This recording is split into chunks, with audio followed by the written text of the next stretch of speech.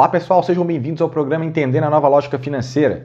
Por aqui você vai entender as principais transformações do mercado financeiro, como elas acabam afetando o cenário competitivo que a gente tem e também como afeta a vida e a carreira dos profissionais que estão ligados ao mercado financeiro e também os consumidores. Estarei por aqui toda semana trazendo novidades a respeito desse universo, então não deixe de se inscrever aqui no canal, deixar ativadas as notificações e também deixar o seu like para que mais pessoas possam saber a respeito do canal e que se impacte ainda mais profissionais dentro do mercado financeiro e também entusiastas do assunto. Eu sou Bruno Diniz, especialista em inovação no mercado financeiro, professor e autor best-seller dos livros O Fenômeno Fintech e A Nova Lógica Financeira. Desta vez falarei sobre os avanços recentes em inovação no mercado financeiro, que inclusive é o tema dessas duas obras minhas que estão publicadas e basicamente eu vou fazer aqui para vocês um resumo, a respeito desses dois temas, dos dois livros, o que é abordado.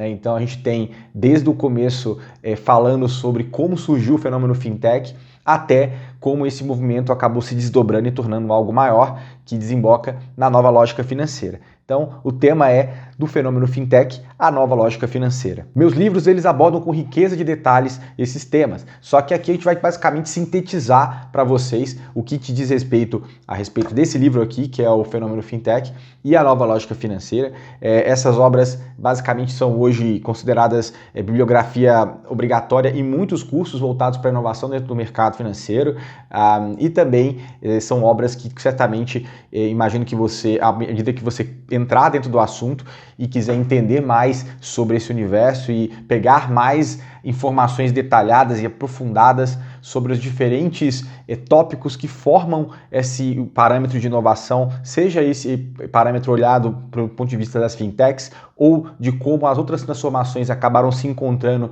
para a gente levar o mercado para um novo momento, que é a nova lógica financeira. Então eu tenho certeza que isso vai ajudar, a leitura desse livro vai ajudar você a chegar a ter essa compreensão mais aprofundada a respeito desse assunto. Eu vou deixar aqui na descrição do vídeo os links para caso você tenha interesse em adquirir os livros, mas sem mais delongas, vamos iniciar e falar um pouquinho a respeito desse passo a passo de transformação do mercado financeiro, desde lá do comecinho até os dias atuais. Começando ali nos primórdios da criação do ecossistema fintech, a gente tem o fenômeno fintech. E quando eu escrevi esse livro, basicamente a gente não tinha ainda aqui no Brasil nenhuma fonte de informação que tivesse um compilado a respeito de como essa temática de inovação no mercado financeiro se iniciou, onde se iniciou, qual foram as razões disso e os principais fatores que levaram a isso. Então eu consegui sintetizar aqui um pouco disso, desdobramentos disso ao redor do mundo, e alguns aspectos muito importantes, tanto em relação do ponto de vista tecnológico, de infraestrutura que permitiu que isso acontecesse, e alguns aspectos ligados às consequências da chegada das fintechs dentro do mercado, seja por parte da reação dos bancos, seja outros componentes, como é o caso da inclusão financeira, que foi propiciada a partir do momento que a gente viu o desdobramento disso por aqui e também em outras partes do mundo. Inicialmente é importante considerar o contexto do mercado financeiro, principalmente na era pré-internet. A gente tinha ali umas barreiras de entrada muito altas, para você começar um novo negócio dentro do segmento financeiro era bastante difícil, tanto do ponto de vista de regulamentação, que era bastante estrita, como também no investimento financeiro que você tinha que fazer. E o mercado ali pré-internet ele cresceu muito baseado em fusão e aquisição. A gente teve várias compras de diferentes instituições aqui no Brasil e esse movimento foi muito importante na época porque era necessário criar uma rede de agências e ter uma capilaridade ao redor da extensão do Brasil para que você fosse relevante dentro do mercado financeiro.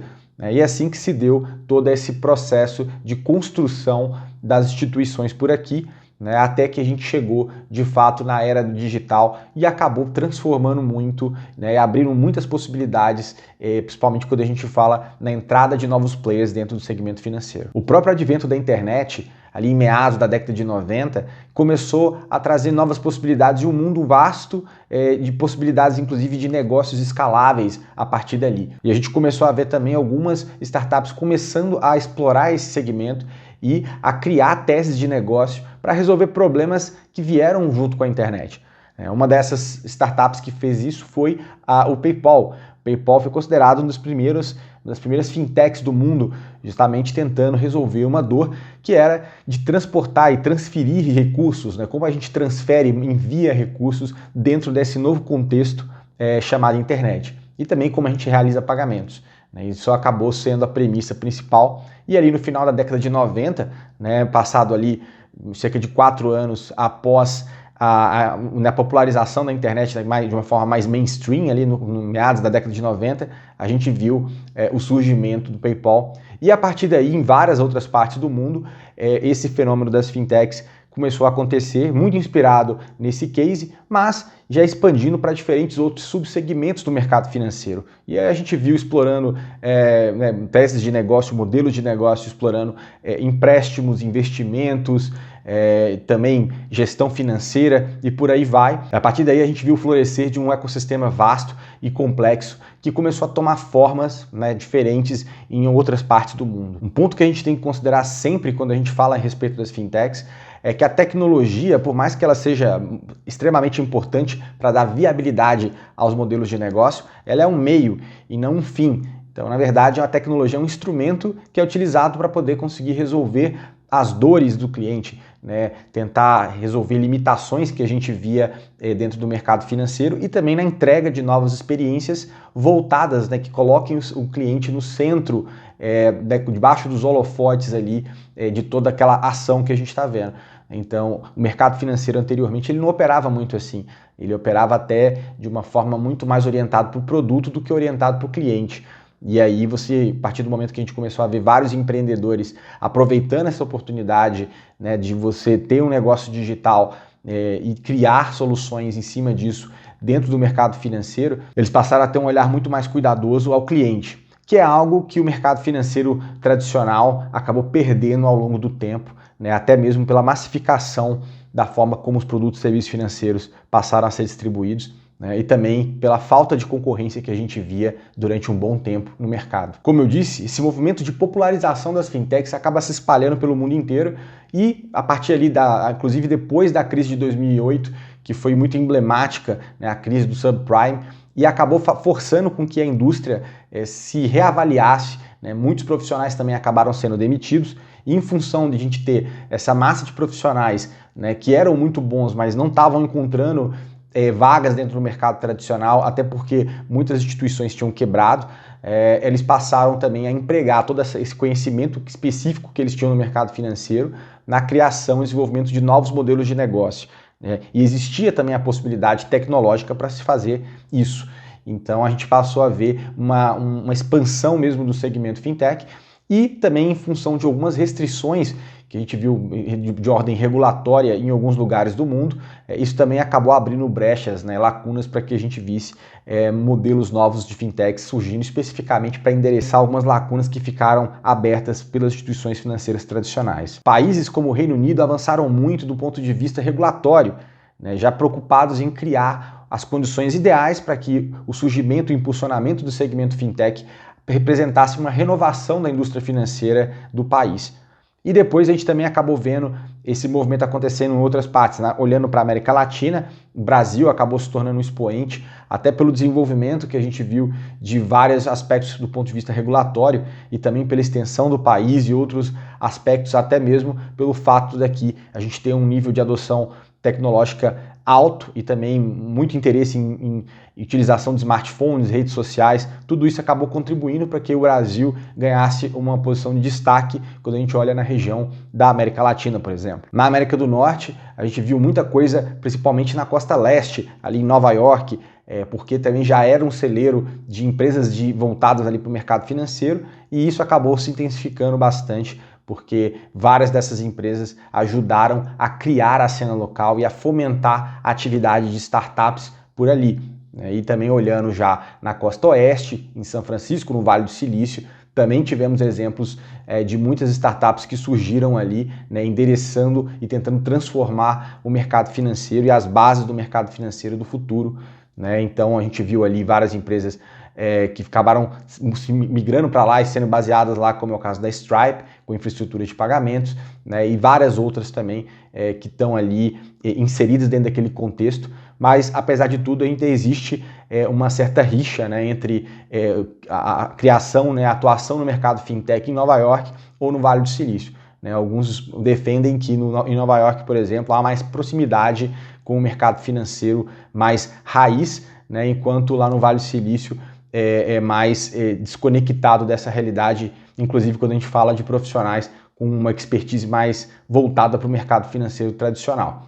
Né? Mas a gente tem que ter a certeza de que ambos os lugares conseguiram criar players muito interessantes e muito relevantes dentro da cena global de fintech. Então, é ponto positivo para as duas regiões. Voltando os olhos para a Europa, né, além do próprio Reino Unido e tendo Londres como principal expoente, a gente tem também a Alemanha e Berlim se destacando muito nessa cena. Né? Olhando para a Ásia, a gente já vê a Índia com bastante força, muitas coisas ainda para acontecer, ainda mais porque como um país emergente ali, existe um potencial gigantesco também de pessoas que utilizam de forma muito ávida ali a tecnologia. E olhando um pouquinho mais, né, voltado ali para o Sudeste Asiático, a gente também tem oportunidades em países como Indonésia, mas, sobretudo, é importante olhar que a Ásia, quando a gente fala de Ásia, Singapura é bastante relevante por ser um espaço que testa novas possibilidades dentro do ponto de vista regulatório, apesar de ter um mercado pequeno, e Hong Kong também com muita oportunidade do ponto de vista regulatório de ambiente de negócios, mas também um mercado pequeno. E, por fim, a gente acaba caindo na China, né, que é uma fronteira realmente importante e um player bastante relevante quando a gente fala de inovação em serviços financeiros. A China mesmo é um caso super relevante de transformação no mercado financeiro, pois quando a gente olha ali no comecinho dos anos 2000, né, a China ainda era bastante baseada ainda em papel moeda, a indústria financeira não era tão sofisticada assim. E aí, quando eles começaram a evoluir do ponto de vista de tecnologia e também começaram a desenvolver ali os seus campeões, né, seus grandes players nacionais, como é o caso da Tencent, que é dona da WeChat, como é o caso do Alibaba, que depois no final do dia acabou criando e construindo o Alipay, e depois o Ant Group, que é o braço financeiro que abarca também outras soluções que têm apelo, né, dentro do mercado financeiro. A gente passou a ver ali um desenvolvimento bem forte e aí eles simplesmente saltaram, né, de um mercado que era bastante baseado em papel moeda, por exemplo, para um ambiente onde a gente vê bastante pagamentos digitais acontecendo, né? E também é importante dizer que todo esse avanço aconteceu também em detrimento do avanço de empresas internacionais, né, que eles também acabam fechando muito o mercado. Então você não vê, por exemplo, Google nem Facebook, e todas essas empresas são substituídas por alternativas locais. Né? Então tem uma dinâmica própria de desenvolvimento por lá, mas sim é sempre uma inspiração quando a gente olha em termos de como o mercado conseguiu dar um salto tão grande num curto espaço de tempo. De forma geral, e até olhando o caso da China, é importante a gente perceber o papel das fintechs quando a gente fala a respeito de inclusão financeira. Até porque a gente vê, no caso da China, muitas pessoas sendo incluídas, né, pessoas inclusive da zona rural, passaram a ter contato e passaram a ser inseridos em um ambiente onde há muito mais agilidade para transferência de recursos, por exemplo, recebimento, uma maior e melhor gestão das suas finanças. Então isso impacta fortemente. E a gente viu vários cases como esse também no caso da África. Né? No Quênia a gente tem o caso da M-Pesa, que também é uma solução ali que é derivada, inclusive, de uma empresa de telefonia local e acabou dando uma possibilidade para que pessoas pudessem, mesmo sem utilizar um smartphone, mas um telefone comum, ter uma melhor gestão das suas finanças, né? E você, naquela realidade ali, até mesmo o fato de você ter que ir para uma cidade onde tem o papel moeda ou realmente uma agência bancária para que você possa sacar seus recursos, isso já tinha um custo e que no final do dia até o custo de deslocamento acabava sendo maior do que o valor que você tinha para receber. Então soluções como essa, em que as pessoas podem fazer o uso de espaços físicos para fazer o cash-in e cash-out. Você consegue, por exemplo, depositar recursos em quiosques, né, que especificamente ali da empresa de telefonia, e isso já cai na tua conta. Isso faz bastante diferença e foi um fator muito importante para quem tivesse êxito por lá. E aqui no Brasil a gente também vê várias soluções que estão mirando e olhando esse público de desbancarizado que a gente também tem aqui, né? E não só o desbancarizado, mas o mal bancarizado, que apesar de ter conta, ele não consegue acessar produtos e serviços financeiros que são importantes aí para o seu dia a dia. Voltando os olhos agora para o Brasil e para como aconteceu o desenvolvimento de todo esse segmento por aqui, a gente vê uma atividade muito tímida ali no início dos anos 2000, finalzinho dos anos 90, início de 2000, né, principalmente com empresas como o caso da NetTrade, que era muito focada nessa parte de investimentos dentro do mundo digital. E aí depois a gente teve também outros casos como a Ágora, que era uma corretora de valores que também acabou usando muito da parte de online e todas as possibilidades dentro do mundo da internet para trazer vantagens para o seu cliente, incluindo o home broker. E também outras empresas como o caso da GetNet, que ali acabou desafiando o que a gente tinha do duopólio do mercado de pagamentos, né, que existia na época, e apresentou-se como uma alternativa, como uma nova adquirente aí dentro do mercado brasileiro. A própria GetNet tomou corpo ali por volta de 2010, e essa época foi quando a gente começou a ver a dissolução do duopólio que existia de Redcard, que hoje é a Rede, né, e VisaNet, que hoje é a Cielo. E se apresentou ali como uma alternativa dentro do mercado de adquirência. Depois desse fato, 3 anos à frente, em 2013, a gente tem a criação aqui do Brasil do marco regulatório das instituições dos arranjos de pagamento, né, que criou figuras como é o caso das IPs, ou instituições de pagamento, e aí a partir desse momento a gente começou a ver uma aceleração na criação de novos modelos de negócio e um impulso dentro da realidade fintech brasileira. Vale lembrar que o próprio Nubank, ele surgiu a partir daí, foi no ano de 2013, e hoje já se tornou uma instituição que já fez a IPO lá fora e em algum momento acabou também sendo considerado uma das maiores instituições financeiras da América Latina. A partir de 2013 a gente viu uma série de regulamentações que abriu ainda mais espaço para as fintechs. Então foram regulamentações ligadas a equity crowdfunding, também a questão da criação das sociedades de crédito direto e sociedades de empréstimo entre pessoas, criando ali uma normativa para o mercado de empréstimos digitais, dentre outras novas possibilidades regulatórias que acabaram surgindo nesse meio tempo. Inclusive, a gente pode também considerar fatos como a própria implementação do Open Banking aqui no Brasil, né, a criação dos ambientes de sandbox regulatório pelos diferentes reguladores e, por fim, a gente viu também o próprio Pix, né, a infraestrutura do Pix, e também foi um elemento muito importante. E quando a gente soma isso com todos os demais, no intervalo aí que vai de 2010, né, até 2020, foram transformações bastante relevantes dentro do mercado financeiro. Tudo isso criou não só o pano de fundo para que víssemos as transformações e as inovações que a gente vê hoje no mercado financeiro brasileiro, mas também acabou posicionando o Brasil muito bem quando a gente fala em termos de inovação globalmente. Então hoje a gente tem a condição de dizer que a gente tem um ambiente de Open Finance dos mais ambiciosos em termos de projeto, né, ao redor do mundo, e uma rede, como é o caso do Pix, que é considerado a rede de pagamentos instantâneos que cresceu de forma mais rápida, né, que teve maior adesão em um curto espaço de tempo. Lembrando que também foi um atributo e algo colocado pelo regulador, né, não foi aí desenvolvido por um terceiro, e acabou ajudando a nivelar o ambiente competitivo, visto que é interoperável, e a gente tem em cima dessa rede, né, tanto bancos como fintechs e diferentes players que acabam fazendo parte, né, e fazendo com que o recurso possa circular entre esses diferentes agentes, trazendo benefício para o usuário final aqui no Brasil. E como decorrência de tudo isso, por fim, a gente acabou vendo uma reação também dos players tradicionais, né, os grandes bancos, as grandes instituições, no comecinho do fenômeno fintech não deram muita bola ali para aquilo que estava acontecendo, mas, com o passar do tempo, resolveram até criar e desenvolver programas, inclusive de aceleração e de aproximação junto ao meio das startups, não só fintechs, mas startups de uma forma geral.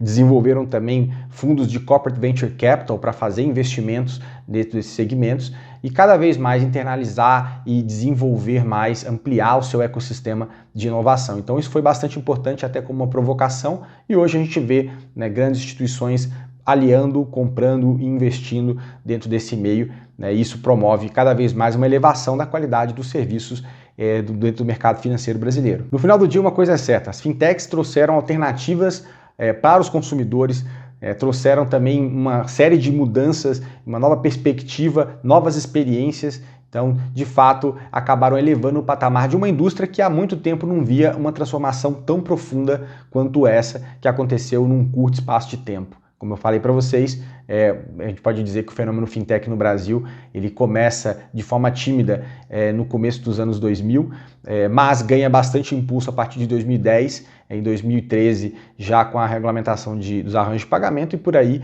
a gente já viu em cerca de 8 anos, né, até 2021, por exemplo, de 2013 a 2021, já uma transformação completa e a criação de grandes players que hoje fazem parte do cenário e são super competitivos, né, inclusive se tornando instituições de porte muito grande, maior do que muitos bancos aqui no país. Bom, essa parte ela encerra esse livro aqui, que é o fenômeno fintech. Então esse é basicamente todo o pano de fundo e todo o tema que é abordado nesse livro, né, contando muito como as fintechs vieram e apareceram e de fato mudaram a forma como a gente enxerga hoje o mercado.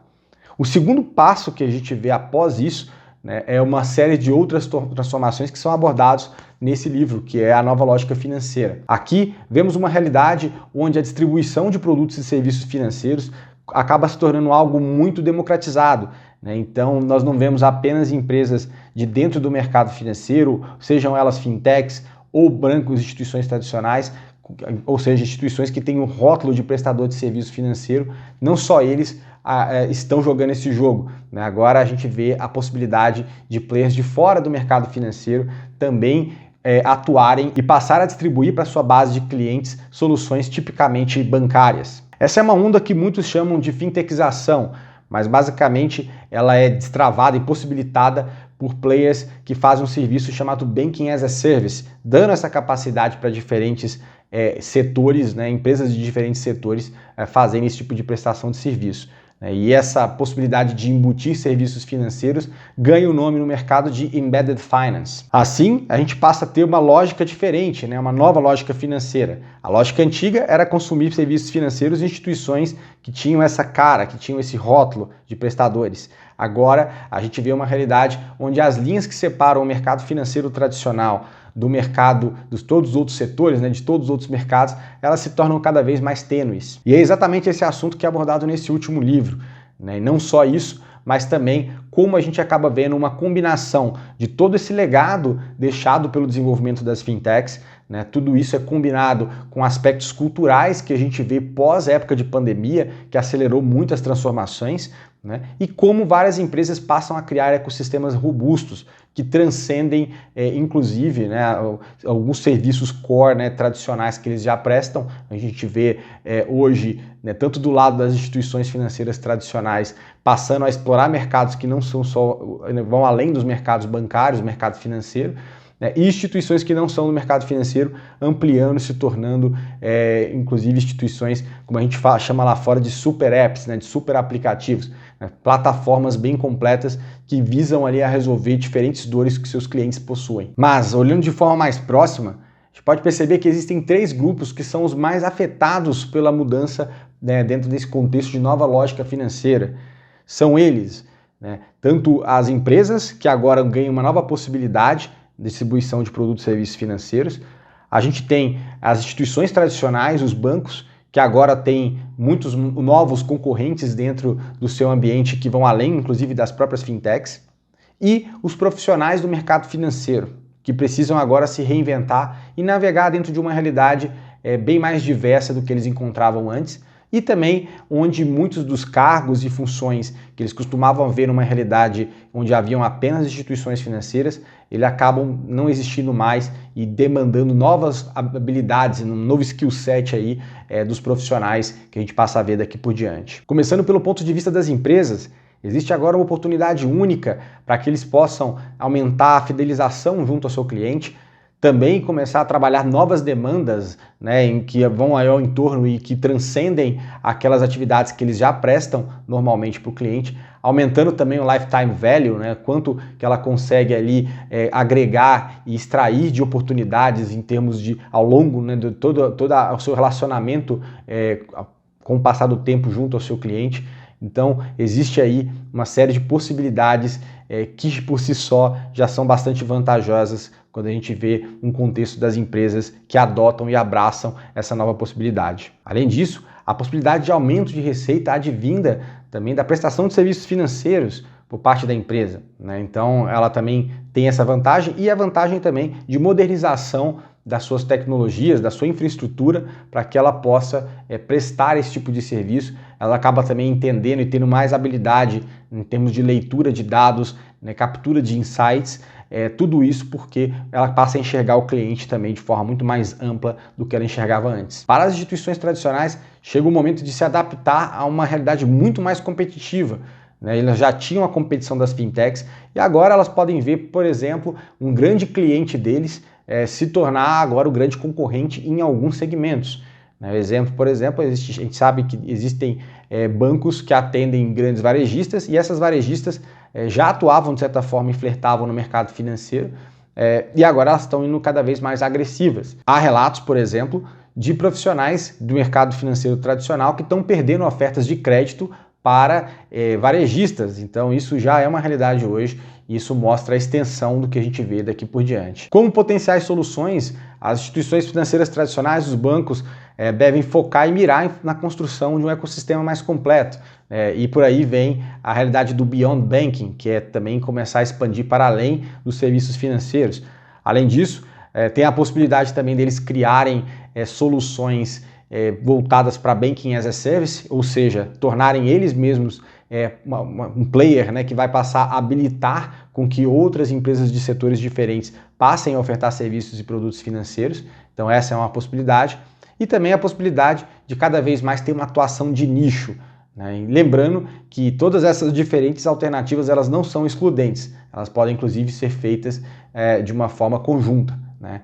Seja orquestrando, criando um ecossistema diverso, né? Ou seja, criando soluções de BaaS, né, de Banking as a Service, ou tendo uma atuação mais nichada para perseguir um determinado grupo de clientes e tentar entregar a melhor solução possível, o melhor ecossistema possível para eles. Por fim, temos os profissionais do mercado financeiro, que por um lado passam a ver várias vagas deixando de existir. A gente está num movimento muito forte, né, de fechamento de agências bancárias, cada vez mais o digital ganhando força, e os profissionais também sendo exigidos, profissionais de perfis diferentes, muito mais orientados para a tecnologia, com habilidades diferentes, né, e isso acaba também fazendo com que a gente tenha uma renovação, né, da forma como esses profissionais atuam, né, também resguardando e tendo a capacidade sim de entender o mercado financeiro tradicional, o que é muito importante, mas com uma visão mais ampla para os outros desafios novos que a gente passa a ter daqui por diante. Como vantagem, a gente vê a abertura de múltiplas posições em diferentes ambientes, diferentes segmentos, inclusive fora do mercado financeiro, mas que preserva ainda alguma similaridade com aquela atividade tradicional, né? Seja ela a prestação de crédito, né, ou outros tipos de produto.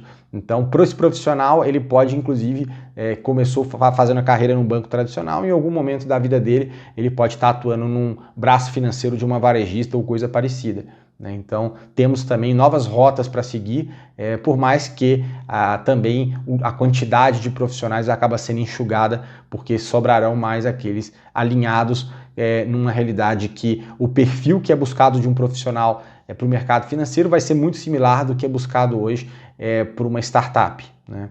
Então vamos ver esse desenvolvimento também acontecendo. E assim encerramos nosso overview das mudanças e transformações recentes do mercado financeiro, o que acaba sendo também um review dessas duas obras, né, tanto o fenômeno fintech como a nova lógica financeira. Lembrando que eu deixei aqui para vocês na descrição do vídeo, né, os links para que vocês, caso queiram também adquirir as obras, possam fazê-lo e poder, aí, de certa forma, aprofundar ainda mais dentro dessa temática. Caso tenha gostado, deixa seu like, não se esquece também de fazer a inscrição no canal e ativar as notificações, lembrando que semanalmente eu vou estar por aqui para trazer sempre novidades a respeito do mercado financeiro e das transformações que a gente vai ver daqui por diante.